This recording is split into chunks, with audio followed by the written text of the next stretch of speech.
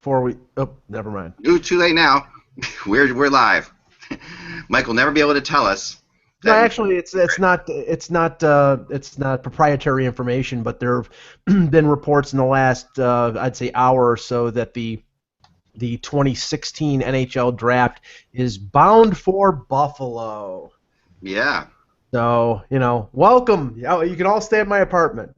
All right. 2017 All-Star Game in Toronto, right? The 2017 draft. All-Star Game, Winter Classic, everything but the Stanley Cup because they can't give that. Okay, I'll be right back. Give me 1 second. I'm sorry. Okay. We'll return shortly. Yes, but the 20. What's that? I'm just making it so that the camera will change to whoever's talking that way. Oh, okay. People won't be bored at looking at my blank spaces. Yeah, there we go. The 20. Since I can't do that, I'm going to just click on Ty. Yeah, that works for me. Ty's the best looking of us. All right, you got it, Ty. You're up. All right. Right back. So the 2015 draft is down in Sunrise, and then 2016 will be in Buffalo, and according to some of the other reports, 2017 will be in Toronto. So after driving 6 hours to Philadelphia for last June's draft, driving 5 minutes to the First Niagara Center won't be a big deal for me. But what a nice change too, South Florida to Buffalo. Yeah, but it will be in the middle of December, Ty. Yeah, that's true. So it'll be 45 degrees instead of 6. No, at least 60. But the positives for all the hockey writers and bloggers, the bars are open until 4 o'clock in the morning. Yeah, the only bad thing, I like moving it around to the different venues, but folks in South Florida, they won't know who any of the players are. Where you go to Buffalo, and they're going to know. They're going to know the OHL players. They're going to know the college players. Right. So it's always more fun when it's in a knowledgeable area. But That's true. My theory is the draft should always be in Canada too. I don't know if that's what you said, but I think it should be. The winter, there should always be, if we're going to have these other outdoor games, my theory is instead of just having like one, moving these outdoor games around, why not come up with something like Buffalo and Pittsburgh every Thanksgiving, or something like that's always in Buffalo, or like the old Lions thing, where the Lions always hosted a Thanksgiving game. Because after that first Buffalo game, I just thought to myself, I know they're going to move this to other places, but it was so cool in Buffalo. It was just like you kind of felt like this should be a tradition that the Buffalo has a Winter Classic every year, and I know that other fans.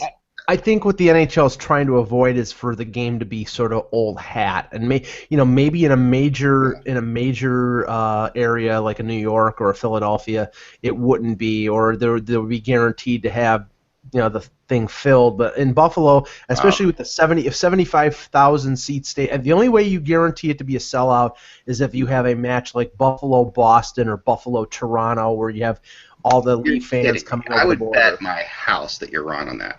That they could put an outdoor game in Buffalo Stadium every year and sell it out without any question, no matter how good they're playing, even if they're playing the Adirondack Phantoms.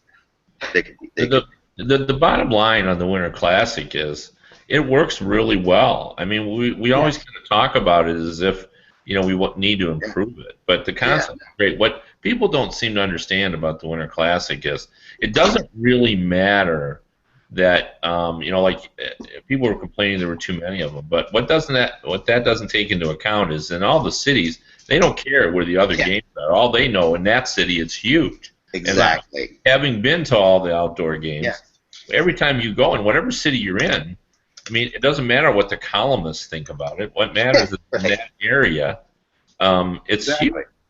So I don't think saturation is even something that needs to be discussed. And it always feels like the first one when you're because it's always a new city.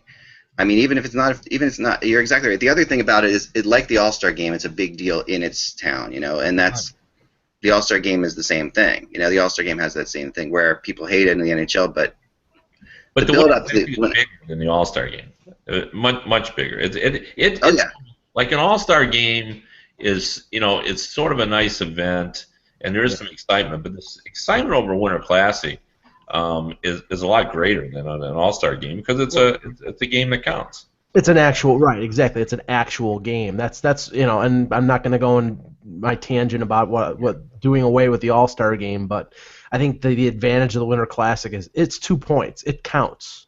Well, to me, the All-Star game, if you want to dress that up, what you got to do is NHL versus KHL or NHL versus top Russian players. Even NHL All-Stars versus Stanley Cup champion would be. That's mine. That goes back to pre-67, and I loved that. I thought that I never saw it, obviously, but I loved that idea. The only thing, and I've heard critics of that, is the fact that if you have a team, you have a bunch of All-Stars playing against that team. Possibility of that Stanley Cup winning team having injured players because the All-Stars will take runs at the say it's the Pittsburgh Penguins. I mean, I don't think that's the case, but the risk to injury of one particular team, the team that won, is greater because all their players are playing.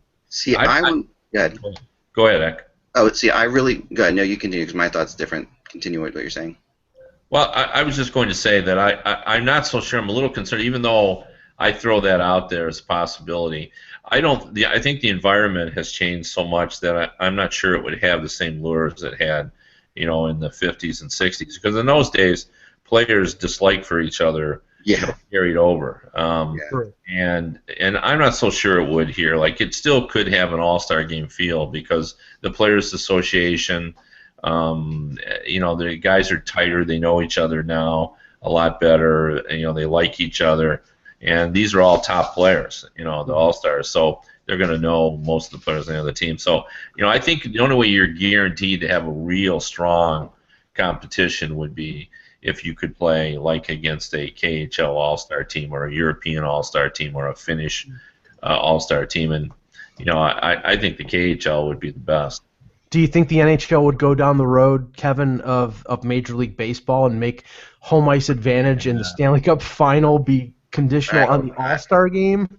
That would be even more meaningful than it would be in Major League Baseball because home field advantage is significant from a financial standpoint in baseball, but it doesn't have the same importance as it does in hockey. But I can't see that because I think too many people see that as gimmicky. I agree. But I like the idea of playing. Like a European team. I think that would really kind of spice it up. I think that was good. I think that when they did North America versus Europe, Russia, I like that actually. I actually like that format a little bit. I thought that was kind of cool. What I want to see is this: the day of the media day for the Stanley Cup final, which is the day before the Stanley Cup final starts.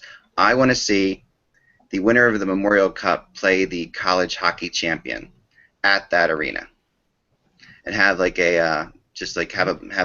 it's like a prospects game, but have it be something that for champion of the junior hockey world. So and I don't know, a lot of people say the Memorial Cup team would kill the college team. You're talking about kids that'll be in their early 20s, 22, 23 years old. So these college players against 17 and 18-year-olds. Yeah, but. Maybe the age differential would balance out the. But we do that now. The under 18 U.S. National Development Team plays college teams. Right. Right. So, and that works out fine. So. I think. That doesn't excite me as much as it does you, but I understand the concept anyway. Yeah, well, it excites me more than like a tomato pie, but not as much as an angel food cake would. Somewhere in there, some between the two of them. A tomato pie? You don't know what tomato pie is? Come on, guys. That's called pizza, Eck. It's called pizza. No, it's not. No. Go on, you guys. I guess they don't. I guess that's a Pennsylvania thing. I never realized that before. Maybe it is. Tomato pie is square. Sicilian pizza, which you get, which is square, right? You've seen that. I think so. I'm Sicilian, so. No cheese. It's just tomato sauce on dough. That's it. With some oregano and maybe some onion. Yeah, that's right. Phenomenal, though. Phenomenal. And often served and eaten cold, which is another thing. So that's anyway. It's just a whole, as an aside. Cold pizza, that's what you survive on in college. That's right. I don't know if they do now, but they did when I was going in the 70s. We did last week, so that counts. Yeah. I did last night. Yeah. All right. So we're ready to go. Let's do Mike, Ty, then Kevin. Okay. And we'll go from there. It's the 10th. I know that because I just finished my taxes. Excellent. All right. Ready? Here we go. Hello, Hockey World. It is Friday. It's October 10th. It's the year 2014. I'm Michael Agello. I'm Ty Anderson. I'm Kevin Allen of USA Today Sports.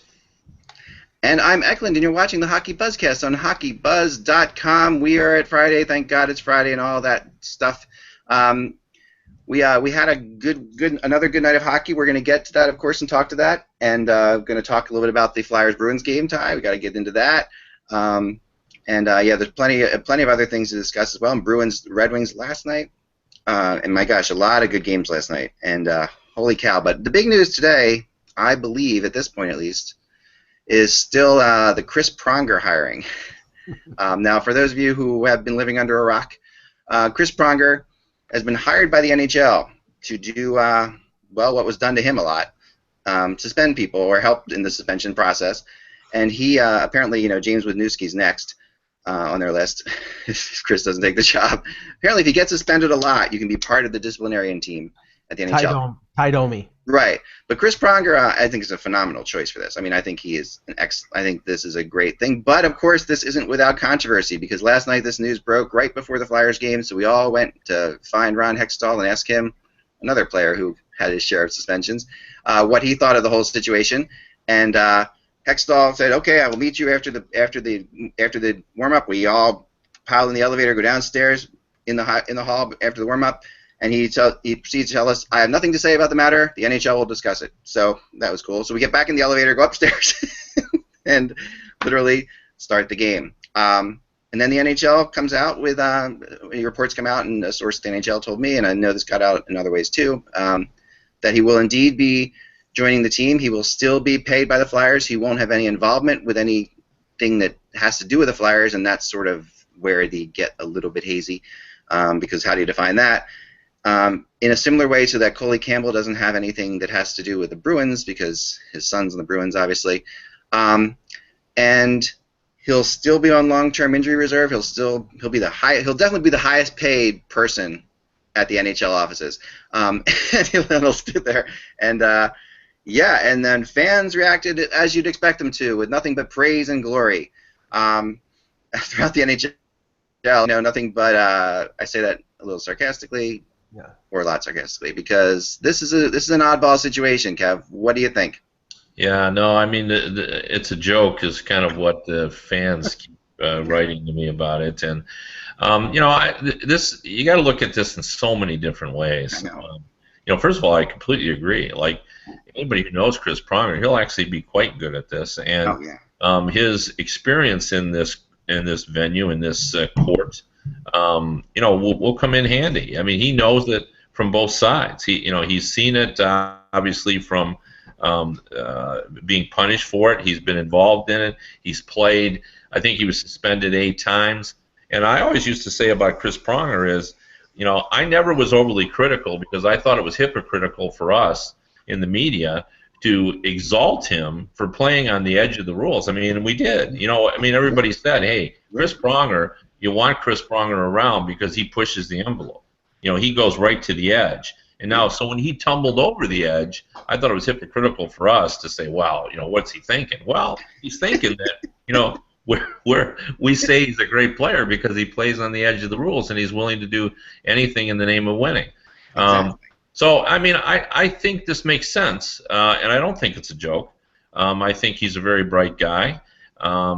But the issue is that the rules are in place that say that there's the Flyers are benefiting from his benefiting is not the right word, but they get relief from the long-term cap. So now it's sort of complicated. I'm not bothered by his relationship with the Flyers. We've learned through the Coley Campbell situation that works fine. And also let's try to remember that he doesn't make the final decision.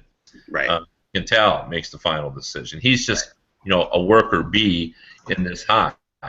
I'm a little bit troubled by it, but if the Players Association signs off on it, and I haven't checked this out today, then I think you have to.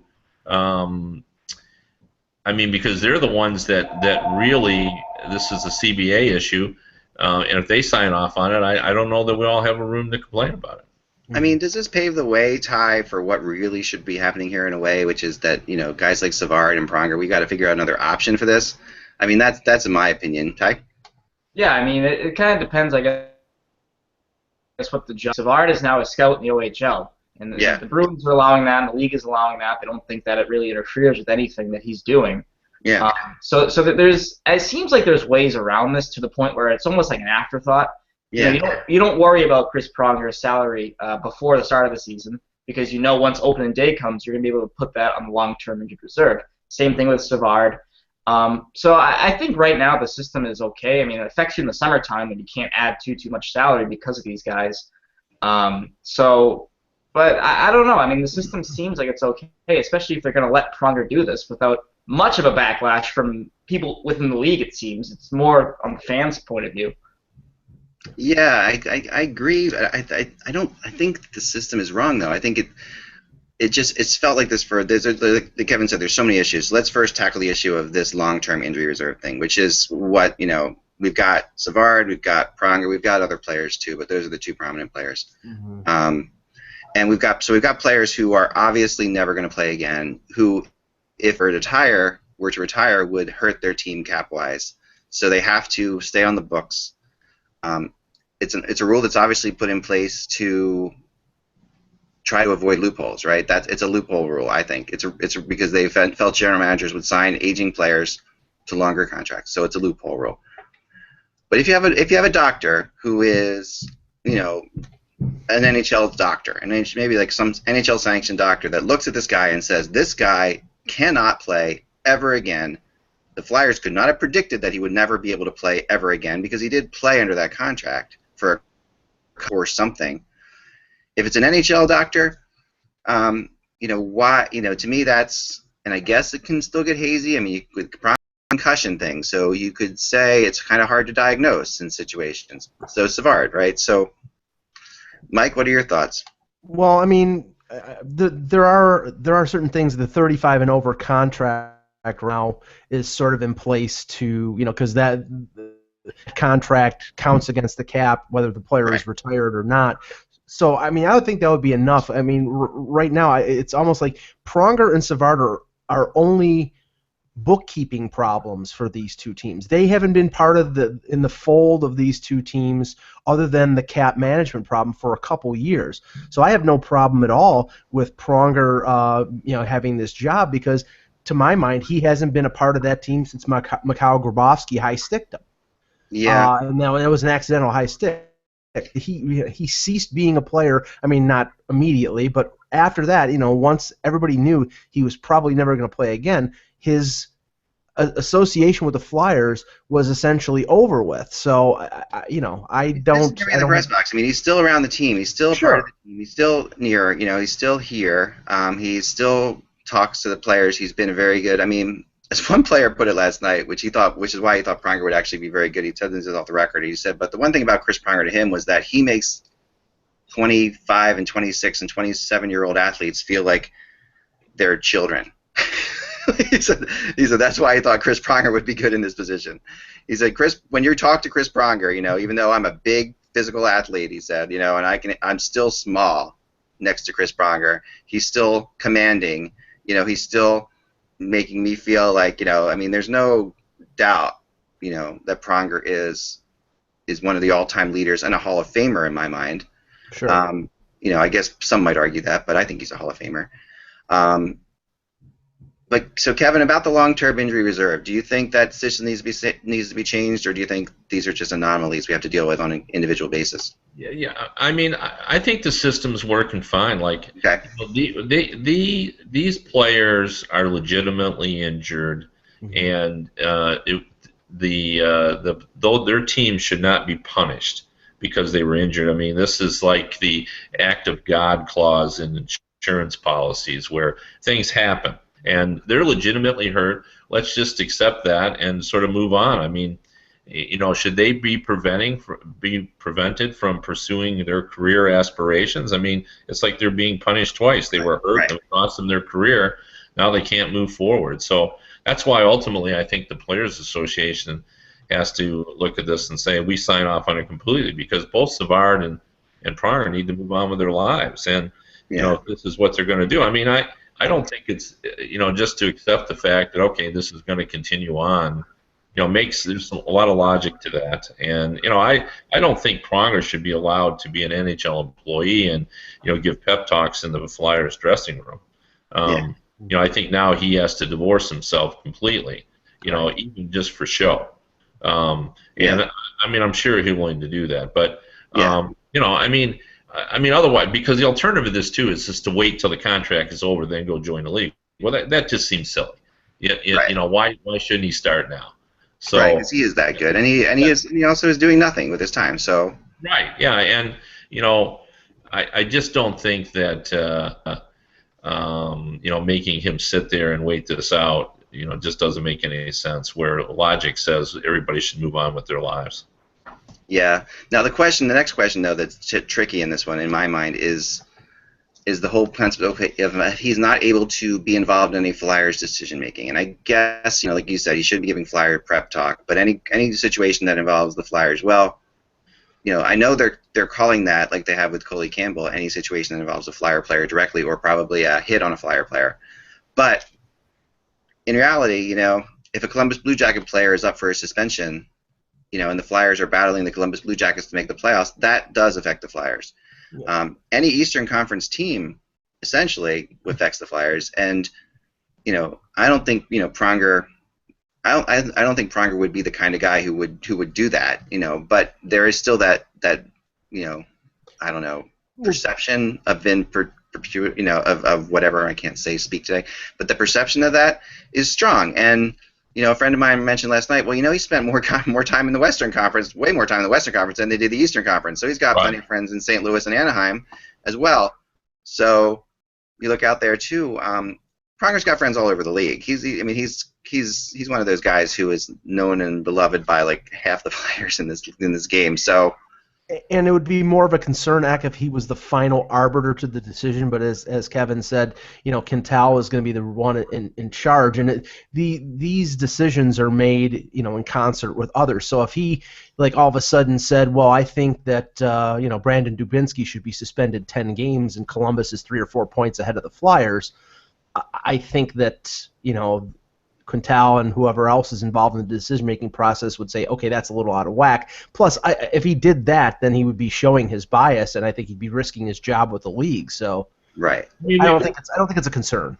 We've already gone through this. I mean, Shanahan was involved in the league quickly after he was a retired player. He still knew many of the people involved, and he heard plenty of abuse. I mean, the Red Wings insist that they felt like they were punished because Brendan didn't want the perception that he was showing favoritism. And when Shea Weber and the hit on Zetterberg and Fine, they felt that that was a reflection of that.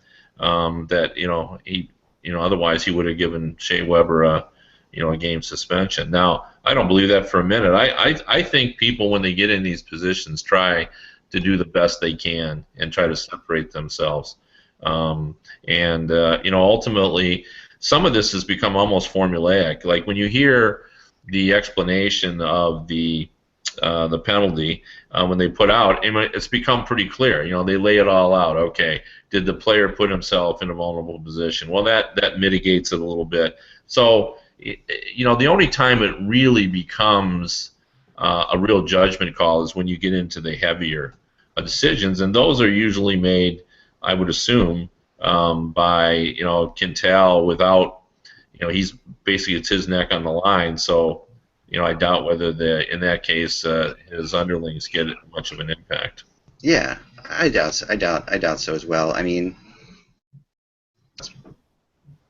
it's a thankless job. I mean, yeah. Right. You look at it, and it's just nobody leaves the same way they entered it. Brendan Shanahan, everyone loved Shanahan. I mean, respected, highly respected player by fans and other teams, and you look at how he left that job, and everyone hated him. Everyone thought he was doing this, he's doing that. It just seems like you can't win with that job, and Pronger will be another guy like that. But that's what comes with that job. Everyone's going to be mad at you. Everyone's going to claim there's bias one way or another, and that's just how it is. That's a great point by Ty, and we should just be thanking Pronger for for being willing to join that hate club. Because Ty's absolutely right. He's just signed on for putting himself in harm's way all the time. And he's just guaranteed that half the league at various times is going to hate him. And if you have a problem with one of his rulings, he'll hit you with a cross check right across the neck. And then he'll suspend himself. Right. And I do think the bigger, I can see the most controversial thing being similar to what you were saying, Kevin, where, Ronaldo hits somebody and gets 15 games and everybody's saying, well, that's because they couldn't go easy on him because, I can see that being the bigger issue than the other way, and because, I agree. And, but then again, let's remember that Chris Pronger has never had a problem with people hating him. Yeah. He's one of those guys. He thrives on that kind of stuff. But the point about him that's really interesting is he's really a fascinating, likable guy. He's on my list of favorite people I've covered. Now, just to tell you a story about him, when he signed his big contract in St. Louis, I went to track him down. This was in the information was available on Twitter. You actually had to do some reporting, and I called and left him a message, and then I realized that they played that day, and I said, oh, shoot, I'm not going to hear from him. And I got a call, it would have been at the time when he was just about ready to go on the ice, and he said, Kevin, Chris Pronger here. I said, what are you doing? Aren't you about to go on the ice? He goes, yeah, but you left me a message, to call you. Well, a guy that goes out of his way to call a reporter 15 minutes before he's going out for a pregame skate, I got all the time in the world for it, and I also think that it's just great that he's willing to take on this job that, as Ty pointed out, nobody in their right mind should want. It's just, you're signing up to be hated, and you're second guessed. No matter what you do, everybody's unhappy. Sure. And you know what?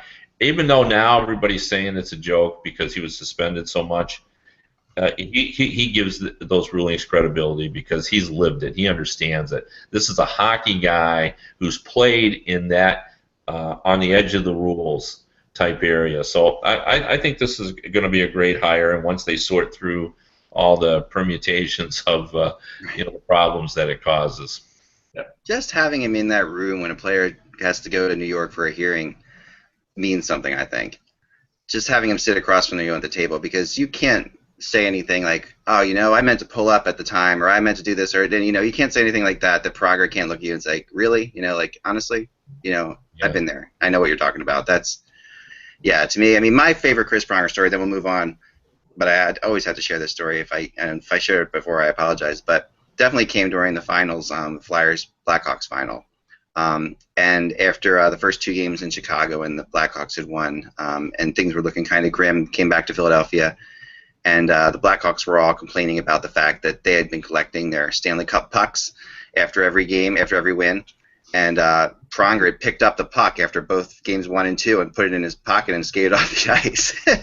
After the and the media, this was so interesting on so many levels. First of all, it was just hilarious. Secondly, we actually had video, and someone pulled out their iPad and showed him, look, Chris, this is you picking up the puck after the game and skating off the ice. He's like, I didn't do that. And he literally looked at him and said that right away, even though we were showing him video of it at the time. And he would look dead serious. You were like, okay, I didn't see anything. You didn't want to disagree with him because he was like, I didn't do that. And he looked straight at us. And what this did, though, was more than anything I've seen in sports directly, was such a leadership thing, because it's easy for, coming back to Philly, it's easy for the media to just go crazy on the fact the Flyers had lost 2 games and hadn't been able to play with the Blackhawks. But instead, they weren't. Instead, they were going after Chris Pronger for picking up the puck. And Pronger knew exactly what he was doing. He completely, he was Blackhawks, but he was also taking the focus off of the Flyers. in a great way, and it was such a captain move if I'd ever seen one. And it was just, it was phenomenal. So that's my, I wish him luck, and I think he's such a great guy, and it's such a, I know he went through a lot after really realizing he couldn't play anymore. So I'm happy for him to get kind of like a sense of purpose here with this whole thing. I mean, he's a really solid guy. So, well, let's get on to the games from last night as well. Of course, we had a couple injuries last night. I mean, two big ones. First, the Dan Boyle injury. And that's a major one, of course. The Rangers need Boyle. The Rangers, still looked pretty good, but they definitely need Boyle. And then, of course, Evander Kane in Winnipeg, in Arizona. But and I don't really want to talk too much about the injuries because I want to get into some of the good stuff that happened last night because I'd like to be more positive today. And hopefully they're okay. But I want to start with the Winnipeg Arizona game because all that I'm not going to say that I still picked Winnipeg to come in last, but all that I had seen in Winnipeg in the preseason games, I saw again last night. This team is on the verge of something. They're in a division that they're not going to be able to make the playoffs in. They're in a really bad spot, but they reminded me again last night of Colorado last year in the beginning of the year. They have that same sort of feel to them. Did any of you see this game or going to comment on that? I did. Go ahead, Mike. I saw about a period of the game, and Blake Wheeler. I mean, if Blake Wheeler plays the way he played last night, you may be right, Ak. That as I said when we were doing our previews, they do have a lot of talent up front. I like the the Trubas and the Zach Bogosian on the blue line. To me, the question mark is the goaltending. And their consistency. Now, under Paul Maurice, after they got rid of Noel and they brought in Paul Maurice, the team played a lot better. If they can continue that throughout the season, then you may be right. Then they may be the surprise of the Western Conference. I just have a tough time buying into the fact that Andre is going to carry them to a playoff spot. Yeah, Pavlik is the issue, of course, right? And of course now losing Kane doesn't help at all. But and we don't know how serious it is. But there's something about that team in the preseason that I saw again last night. And Kevin, you have a thought on that, or did you see it? Yeah, I do. Normally I'm a glass half full kind of guy, and I usually look at the performance of the team that won. But I don't think I saw just the highlights of that game. Yeah. I read the stories of it, and I don't think you can discuss that game with talking about how poorly Mike Smith played. Yeah. And, he was called out by his coach after game one, and Dave Tippett's not like that. And the reason I think he did was, the Coyotes were uncharacteristically poor defensively last season. At the end of last season, in particular, I thought Mike Smith, had moments when he wasn't very strong, and they can't really be successful unless Smith is really good. And he's, as we all know, he's a very talented goalie who handles the puck as well as any goalie in the league. And he was porous yesterday. There's no doubt about that. And when I watched some of the play on the highlights, I was just struck by, I think the Winnipeg Jets, even though I thought they played well, probably benefited by the fact that the Coyotes did not play well. And I think that's pretty scary if you're a Coyotes fan, because they need to be sharp like they were in the early years of Tippett and Maloney, who I think are a great combination. They stayed competitive by playing really well defensively, and I didn't think the Coyotes were sharp last night, and I thought that played a role. Now, saying all that, I agree with Mike. I mean, Paul Maurice is a quality coach, and they played at a playoff pace, as I keep pointing out, after he took over. If you would have taken the points he got and put it over 82 games, they'd have been right there, right on the edge. And I agree with you; they're not going to make the playoffs, but they're a pretty solid, dependable team. Oh yeah, no, for sure. And they are, like we said, I wish they had made more moves. I wish they had a more aggressive GM, but there's something about them. But speaking of the Avalanche, that game was pretty phenomenal on so many levels. One is just, my gosh, Jan Hedya, is he an NHL defenseman at this point? I mean, he was just, last night couldn't have been beaten more than he was. the defense on that team and the power play on Colorado, and I mean all the stuff that we had talked about so much, Kevin, with Patrick Waugh having concerns. There should be concerns for Colorado. Did you see this one, Ty? Yes, yeah. I tuned into this one. This was what the summer told us, right? This is what everyone said. The Avs will regress. They won't get that hot scoring, that hot shooting percentage. Varlamov will take a step back. That's what everyone said, and everyone was very high on the Wild as well. But, I mean, to that degree, I wasn't expecting that at all. Maybe this was a situation where the Avs were a bit too pumped up to play against the Wild, and they just kind of lost sight of what was in front of them. But, I mean, you're talking about Minnesota, man. Everyone chimed in for that team. We'll see. Yeah. I mean, maybe we underestimated the Wild, and when you watched them last night, the one thing I thought, Kevin, about that game was, and feel free to talk about either Colorado or Minnesota, but with Minnesota, I don't think a team plays faster than Minnesota plays. Like, they just the speed that they play at in general, and Parise just looked like they all looked like they're lit on fire. The Wild team, and you can tell it was not an easy draw for the Avalanche, but the Wild were they can flat out fly. Yeah, this and it's early, so I hate to start down this path already. But we talked about their improvement in their offense, and I think this could be the best offensive team they've had in franchise history. It's got to be. I just think, especially with the younger players coming on, and Ryan Suter, even though offense is not his strong suit, he can contribute. I mean, he's a very good transition defenseman, and I think their speed of play is influenced by. I mean, he's playing half the game. So if he wasn't a player who moved the puck quickly, you would notice. And I agree with you. Their speed of play is sharp, and I thought last night they looked very dangerous, and they had depth, and because they got younger players too, like Granlund and Coyle and guys that even a guy like Spurgeon, who I think helps the offensive flow as well. Yeah. And Haula too. I really like Haula. I like him a lot. Yeah. I mean, so there's a lot to like about this team, and their biggest problem is one we keep trumpeting, which is their division is so good. Yeah. That it's going to be hard. I mean, boy, you just from watching the highlights of that and the belief we all have that not a lot, but some of what the Avalanche accomplished last season was on momentum. You got to worry a little bit about the Avalanche now, just based on what you saw.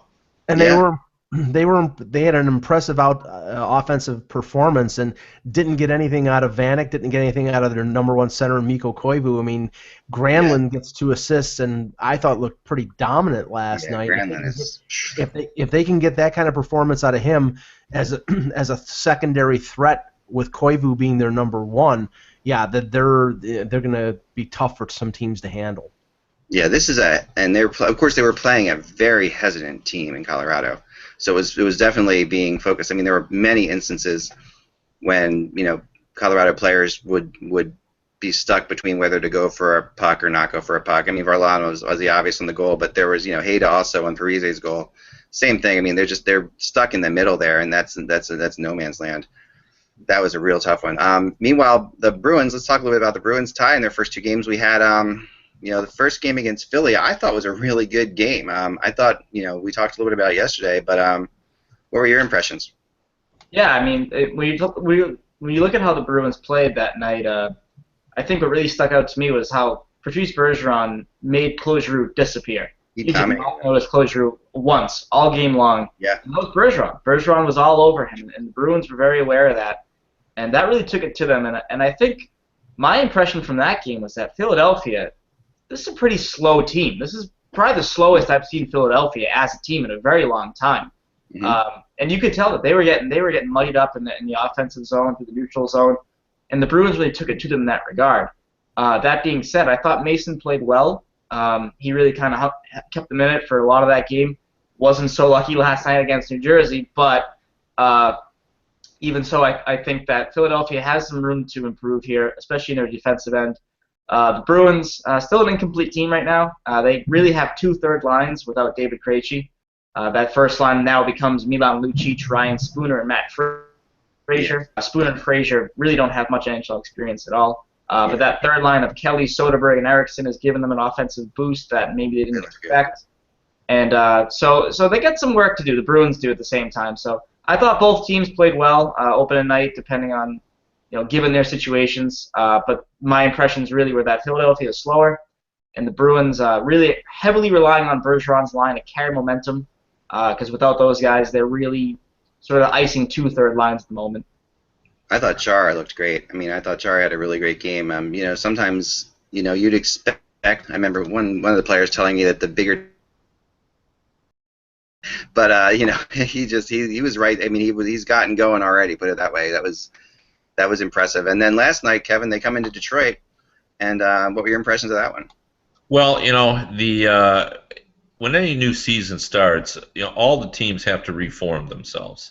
And with the Bruins case, they're trying to exist. Not trying. They do have to exist now without Johnny Boychuk, who I thought was an important piece for them. And Ginla's not there now, and Sean Thornton is not there. So there is an adjustment that needs to be made. And I watched them last night, and if you look at it, they've played 2 games. They've given up 3 goals. They didn't play well at all last night. I think afterward, Claude Julien said he didn't think there would be anybody who could say that they played very well last night, and I think that was true. But what was also true was, even when they didn't play well, and the Red Wings were playing well, in the end they were still there. They were very resilient. Like at the end, they really put a push on, and had a night. Jimmy Howard had to step up. He only had 16 saves in that game, but he had a few big ones at the end there.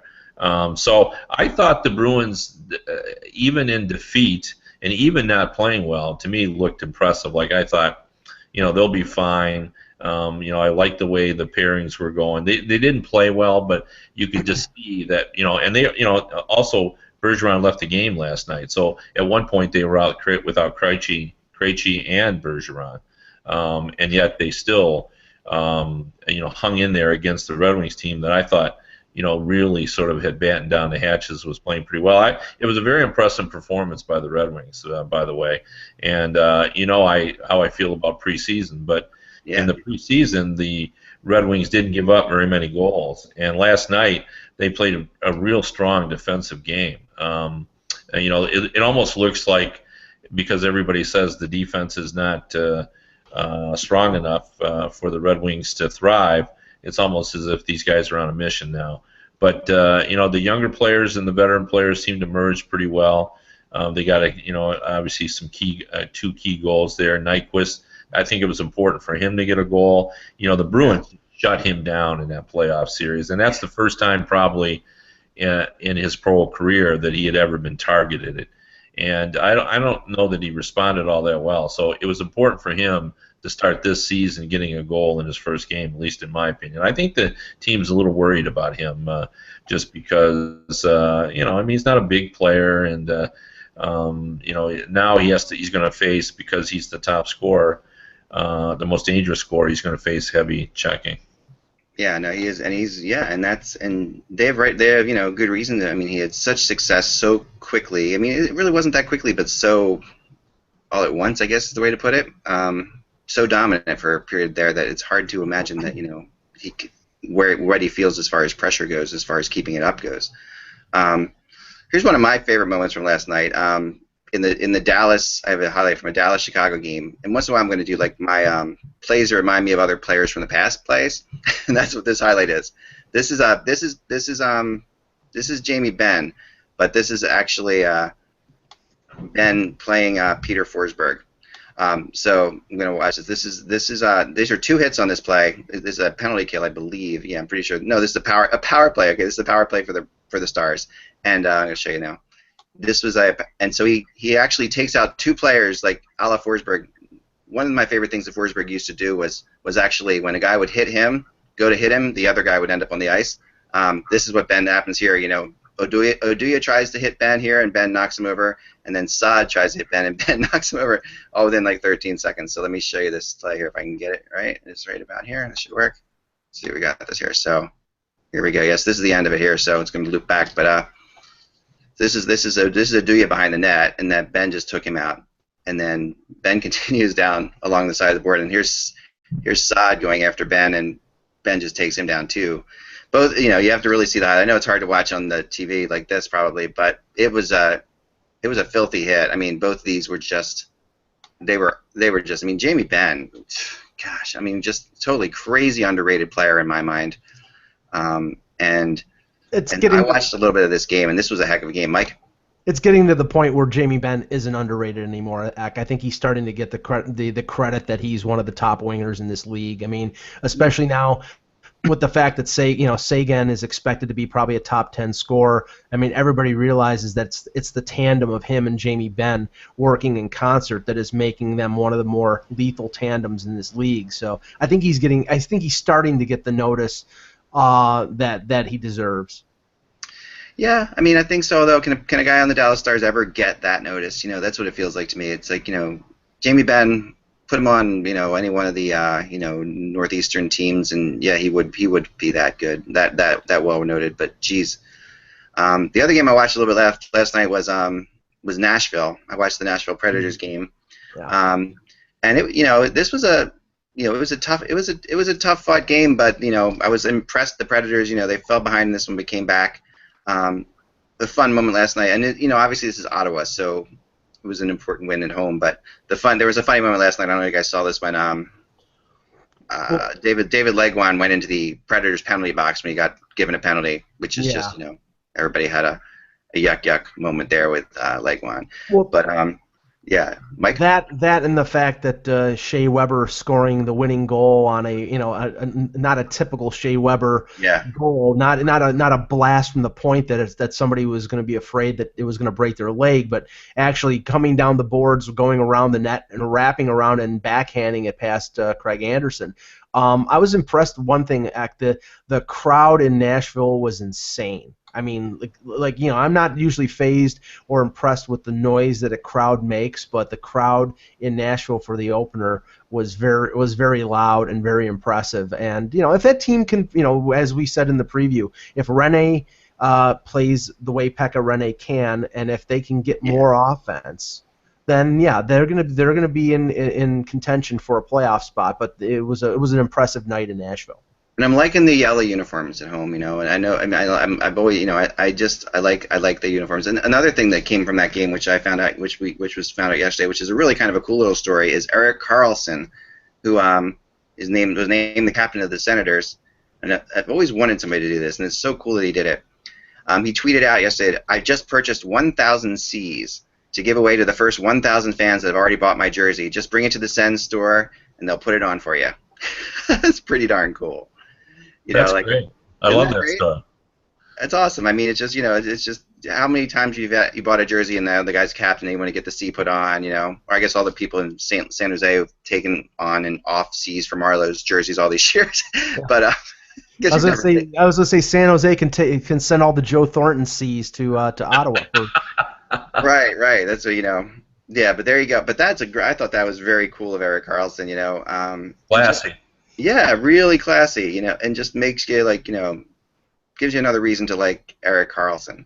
I was at the Phillies New Jersey games. Talk about that just for a little bit. And again, I think the Fly, although I agree, Ty, that they are not as fast as they were before. I thought that it was a little hard to tell against Boston because that's a tough draw when you go into Boston on your opening night from the perspective of the other team.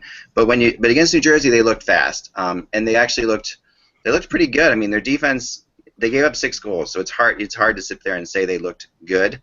But people who are comparing, I got some tweets last night that the Flyers were in the Connor McDavid sweepstakes and stuff like that. I'm not quite there yet. They are on a 0-point pace, by the way. They are on a 0-point pace, and maybe they should. My over is looking pretty bad, Kevin.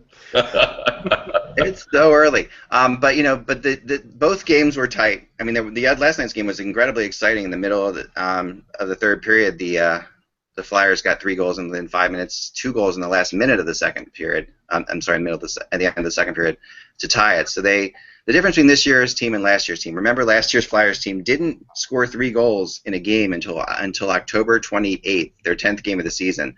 They had not scored 3 goals in a game, which was pretty horrendous. And so they scored 4 goals last night. And Claude Giroux hadn't scored for the first month of the year either last year. He scored last night. Simmons had a couple goals. He's looked really, really strong. He had some nice plays in the Bruins game too. He's just I think Wayne Simmons is on his way to becoming a legitimate star in this league. He could get small star votes this year as well. He has it. And the defense is obviously the problem. And like I said before, I'm just not into the Luke Shen, Del Zotto combination at the same time on the ice, but they're kind of stuck. And now with Braden Coburn going down, that is a really serious problem. And we wonder, I don't know if it's been, I haven't seen who they're calling up or if they're going to call up anybody else. But they brought in Nick Schultz last night, and that's not really, what the player they need to bring in.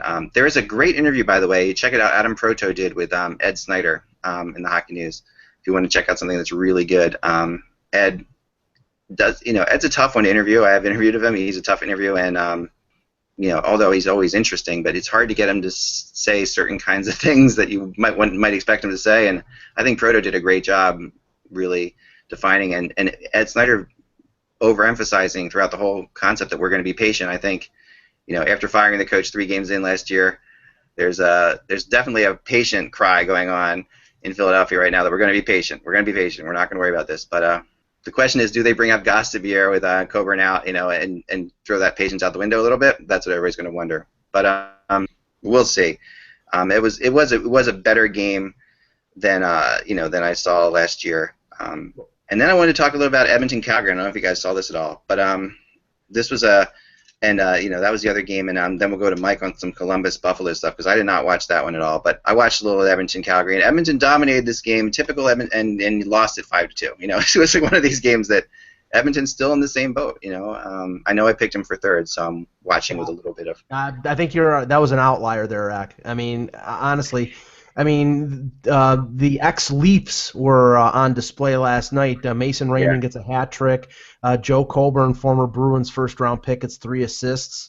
Edmonton simply does not have a concept of how to play team defense, and Justin Schultz could be the worst defensive defenseman in the league. And that's not hyperbole. I think that's the truth. He's got amazing offensive gifts, but now, and I think is his third year in the league, he still hasn't learned the concept of playing defense in his own zone, and I don't know if he ever will. No, he's not. He's not going to. I agree. And speaking of bad defense, we were joking around the press box last night of the Penguins going up 3-0 being the worst thing they could possibly think of doing. Was anybody as amused by that game as I was? Last season, basically Dan Belsman lost his job because the Penguins were just way too offensive and simply didn't know how to shift in the defensive mode that is required to be successful in the playoffs. They're too wide open. So now we've brought in a coach who actually, watching the highlights, this possession style that he plays, the Penguins could really be exciting to watch that thing. But they gave up 3 goals to Anaheim to allow them to get back in, and it seems like we got similar problems again. So it was a pretty impressive win for the Penguins, but aren't we right where we were before? I don't know. Too early to tell that. But fire wagon hockey there. Let's remember that they lost Orpik and Niskanen. They lost 2 of their, and Engelin. They lost 3 of their 6 defensemen. So there's got to be an adjustment period, with all those new defenders playing. You would think, but I saw the same kind of thing. Two points we got to remember is Anaheim's a very good team, and Corey Perry is tough to stop on the power play, but Ali Mata, holy cow, this kid's going to be just a really, really good two-way defenseman. I was watching the highlights and just that smart pass he made on that 1 goal. He ended up with 3 assists in there. Yep. I think so. But anyway, I think he's very impressive. And hey, the Penguins, when you got Crosby and Malkin, you're going to score goals. That's for sure. And after losing him in the middle of the year last year, Pascal Dupuis gets 4 points in his first game back, which I'm sure is a sigh of relief for the Penguins. And one thing, and I know it's one game, and when he came up last year late in the year, he was very impressive. John Gibson was not very good last night in the Anaheim goal. He let in a couple goals. I know it's Sidney Crosby, and Sidney Crosby is one of the the best players we've ever seen, but he was way out of position on Crosby's goal. I think it was in the second period. Gibson has to play better for that team to get to the lofty heights that everybody is expecting of them. Oh, I agree. I think that's absolutely true. And when you really Crosby has a really weird shot. I was talking to somebody about this the other day, and I think somebody wrote about it yesterday too. That goalies say that Crosby's shot is just incredibly different than most his wind up of the way he shoots, and it's hard to read. You can see that a lot of times on his shots. For sure. One thing that I didn't like about this game was the Anaheim Ducks' new jerseys remind me of the old Buffalo Sabres jerseys that I didn't like. Like when I was watching them, I felt like I was watching these Sabres from the the Buffalo head era. Oh, you mean the decapitated goat's head? Yeah, the decapitated goat's head. Because they have. I'm not a fan of this triangle on the side thing. That comes up from the pants and like points at your underarm. That to me is just is not a good look. And the Ducks always, I thought, had pretty cool uniforms. This to me is not, I don't know, nothing impressive. Worst jersey set in the league. Worst. Like in terms of what they could do with their jersey and their logo. Yeah. What they've done has been terrible. I think they're the worst jerseys in the league. And yeah. Bring back the Duck. Bring back the old school Duck. It was so Flying cool. V, man. There was another jersey update that I didn't like, but I'm drawing a blank right now on who it was. But let me just touch quickly on the Columbus Buffalo game. Columbus without Brune Jenner, without Brandon Duminsky, with a Ryan Johansson who didn't even play or didn't even practice once in training camp. 40 and shots. It's out of shape, when I heard too, right? Yeah. 40 shots on goal. 40-22 against the Sabres. The Sabres could not generate any offense against Sergei Bobrovsky except for Zemgus Girgenson's goal, which was a great individual effort. This is going to be a long season for the Sabres. I should have picked the under 65.5. just that quickly, right? One game, boom. No. This feeds into my expectation. I just regret that I didn't pick them for one of my 5 over-unders. Yeah. I mean, that's the thing, right? We just, I don't know. I think the Sabres are going to be better. I do think Columbus is the kind of team that seems to be able to play without guys in the lineup. They're kind of used to playing injured. Doesn't phase them.